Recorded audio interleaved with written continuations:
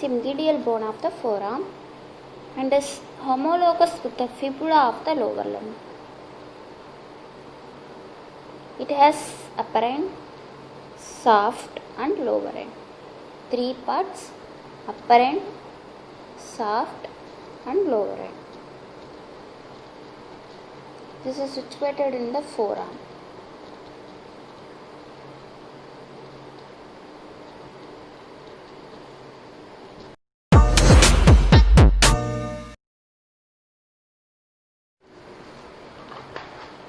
See the upper end.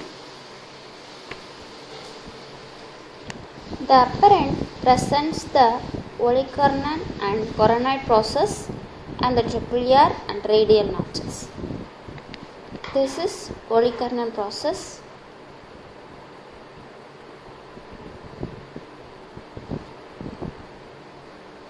Coronoid process.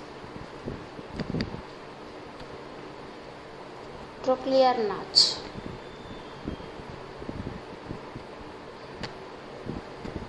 And the radial notch.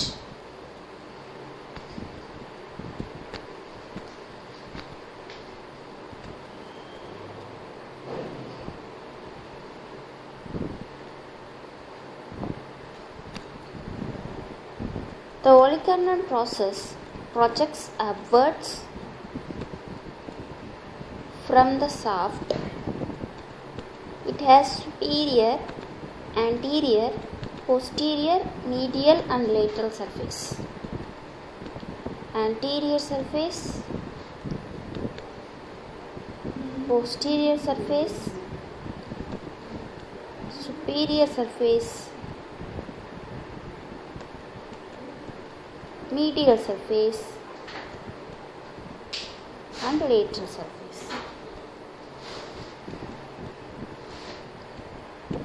The anterior surface is articular.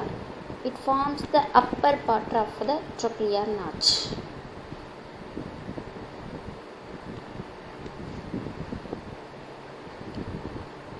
The posterior surfaces form the triangular subcutaneous area which is separated from the skin by the bursa.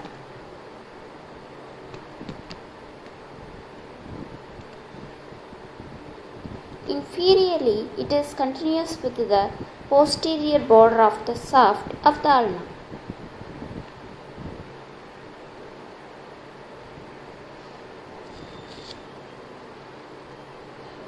The upper part forms the point of the elbow. The elbow joint is forming this point.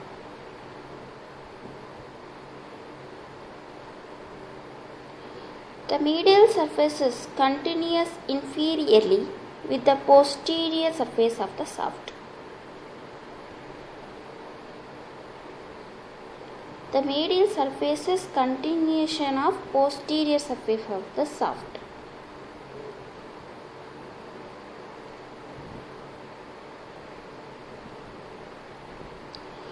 The lateral surface is smooth.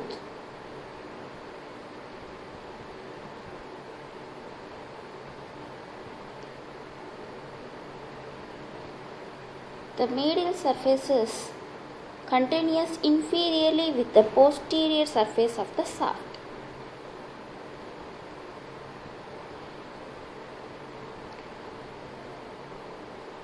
The lateral surface is smooth.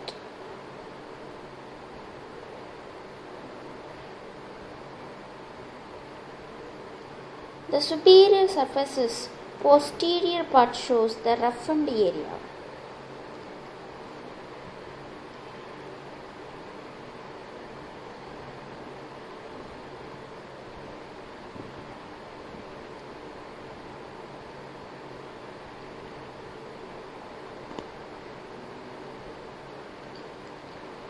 Next, the coronoid process.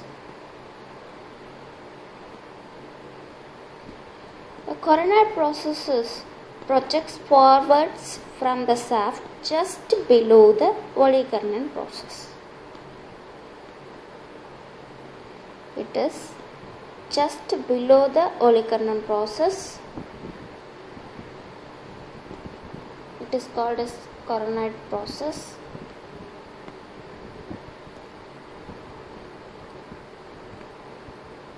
The trochlear notch. The trochlear notch forms an articular surface that articulates with the trochlea of the humerus to form the elbow joint. This helps the elbow to form the elbow joint, articulation of humerus bone.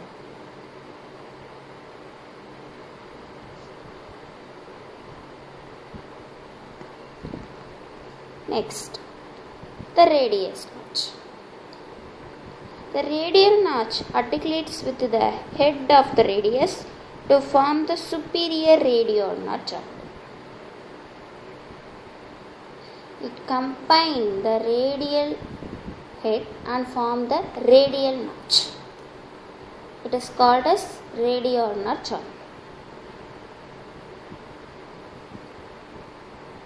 Superior radial notch joint. Now we see the shaft. The shaft has 3 borders and 3 surfaces. What are that? Anterior border, posterior border, and interosseous or lateral border. 3 borders and 3 surfaces. The anterior surface, posterior surface, and the medial surface.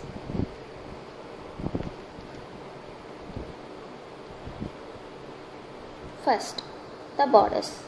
The interosseous are the lateral border. This is lateral border or interosseous border. Is sharpest in its middle two-third. Middle two-third it has very soft.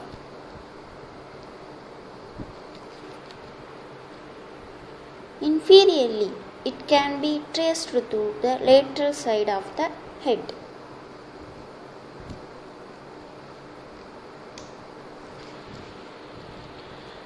Superiorly, it is continuous with the supinator crest.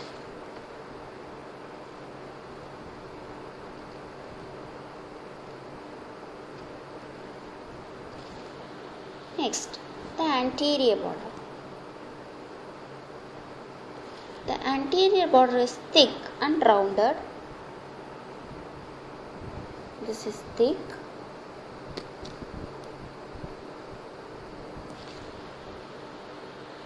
It begins above on the middle side of the ulnar tuberosity.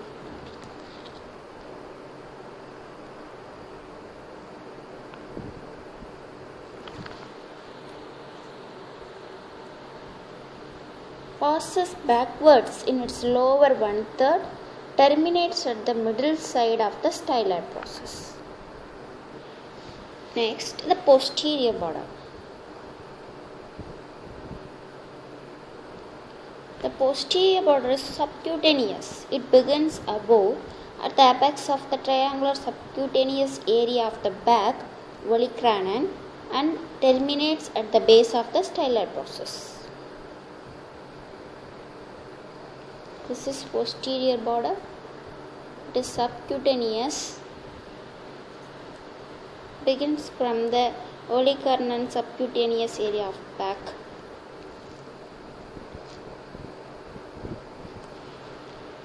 Next, 3 surfaces. What are that? Anterior surface, medial surface, and posterior surface. Anterior surface. The interosseous borders. A nutrient foramen. It's seen upper part of this surface. It is directed upwards. The anterior surface lies between the interosseous and anterior borders. This is anterior border, interosseous border.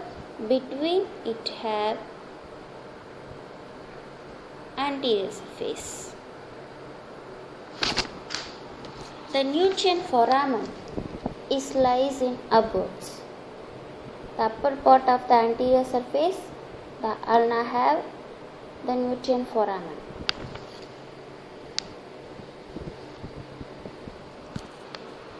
Next, the medial surface lies between the anterior and posterior surface, in the anterior and posterior borders. This is anterior border, posterior border lies between. This is known as medial surface of the ulna. The posterior surface. Posterior surface lies between the posterior and interosseous borders. This is interosseous border and this is posterior border. This is the posterior surface.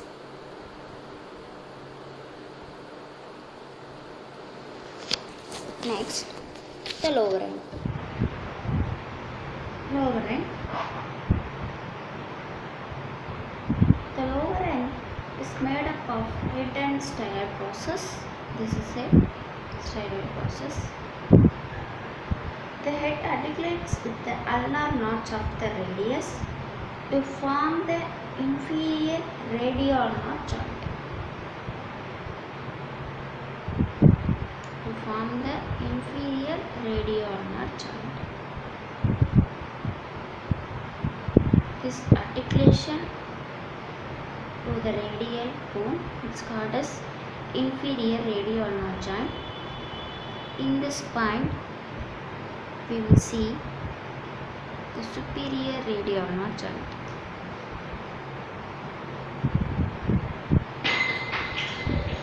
It separates from the wrist joint by articular disc. The ulnar artery and nerve lies on the anterior aspect of the head and ulna.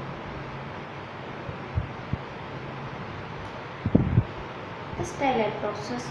The styloid process projects downwards from the posteromedial side of the lower end of the ulna. This is situated in the posteromedial side.